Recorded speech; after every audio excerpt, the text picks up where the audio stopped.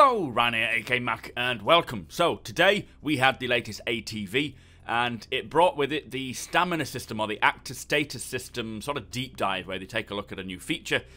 And this feature began because they needed a system for breathing in space, but also things like suffocating.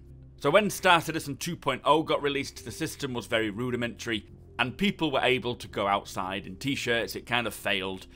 So they had to readdress it and, completely redesign it. Before they could do that, they needed the room system, or the room atmosphere system, as well as the doors, airlocks, elevator system, all these different systems to allow the gases and the oxygens and the atmospheres to move between rooms.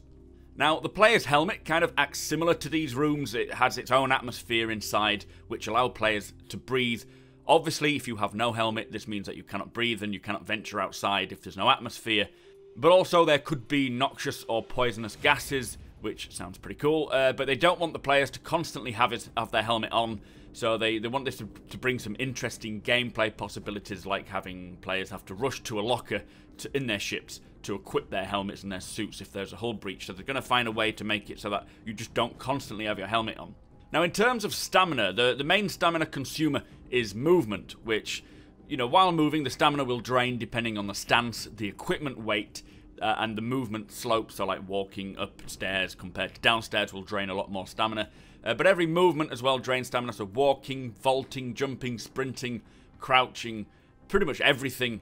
Even idling will consume stamina, but at a much lower cost than if you were moving. They're trying to achieve a level of realism here, and if you are mindful of everything, then you'll have the advantage over someone just constantly running around. So sprinting into combat for 30 seconds, you'll be out of breath, your aim will be uncontrollable, and you can't even really retreat very fast because you'll be out of breath, obviously. So they want people and players to be mindful. They want them to have slow, thought-out or thoughtful movements, which will give you the edge over, as I say, someone who's just reckless and runs everywhere. All the sprinting around you currently see me do, in particular on streams in Star Marine, will have to stop. As I've said many a time, this will not work. Jumping, sprinting, Twitch play is going to change. But walking instead of sprinting will, as I say, still consume a little bit of stamina, but your regeneration will recover quicker than if you were running. And then obviously if you just stop, you'll get the maximum regeneration speed.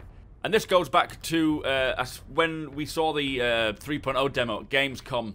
Players' oxygen drained very quickly. Now this was obviously very quickly, not real time. It's not going to be like that. They just needed to. That's the starting point, basically. But idling in space, you could probably have 2 hours of your oxygen tank. But if you were sprinting around on a planet, then you'll be used up in about 10 minutes. So there is a big variation there. Again, it will be balanced over time. But players' abilities like jumping, vaulting, all require a certain amount of stamina before that ability can be performed.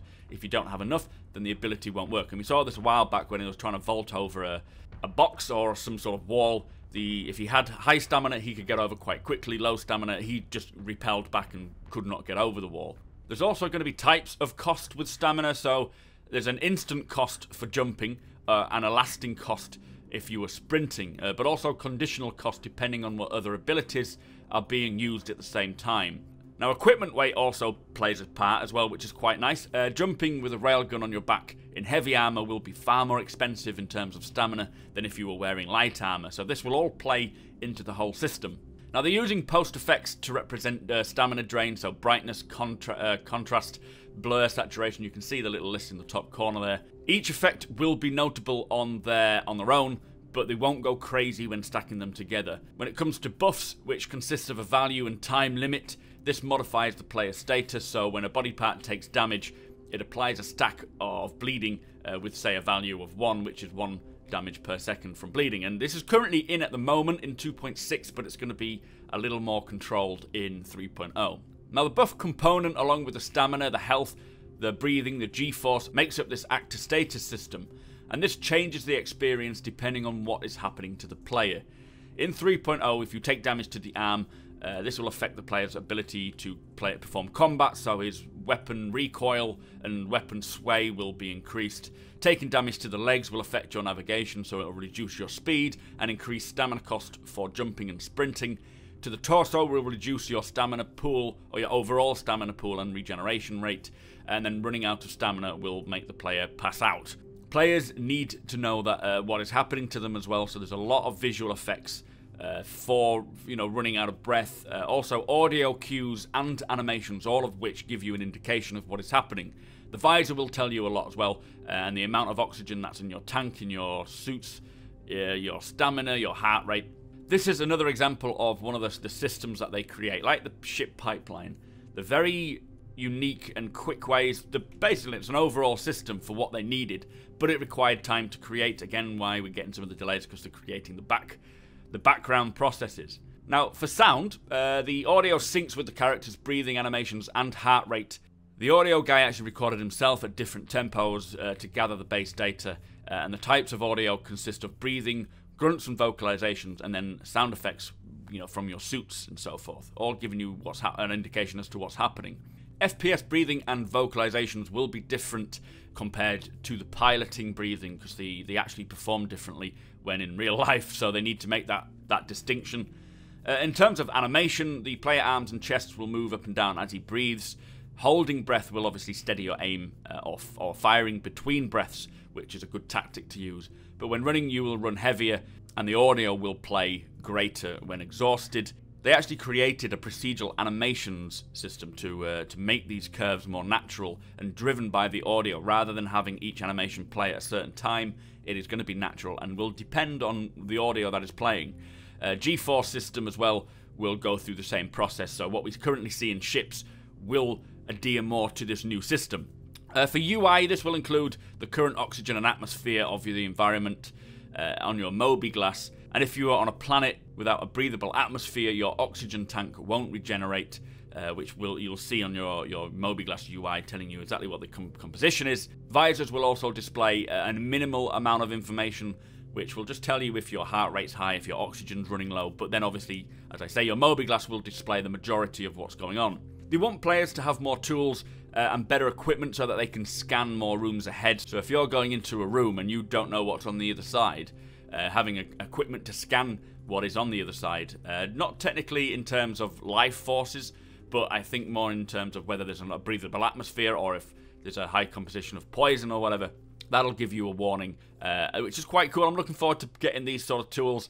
But doors themselves will have warnings, so if it's a door that leads out into the external forces, so out into the atmosphere and into space, it won't just be a case of looking like a normal door and leaving you, wondering what the hell happened. It is going to have obviously warnings like red lights or signs telling you not to go there. Now, they said that this is a long, ongoing process. They're not stopping here. Things like being poisoned, being drunk, needing the toilet as well is all going to play into this.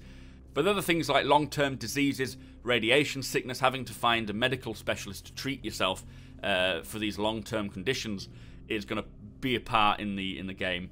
But the ultimate goal is also to support multiple races as well. So certain races like the Jan or the Banu, they don't breathe the same as humans do. They need different atmospheres, and if you say, for example, if you're transporting them as either slaves or VIPs or even having alien crew, hopefully they'll need to cater for these races with your oxygen on board your ship. So this is all going to play a part in this actor status system, very in depth, and I think it's going to bring a big variation to the game. So especially in FPS, what we currently have in Star Marine is just nothing like what we expect.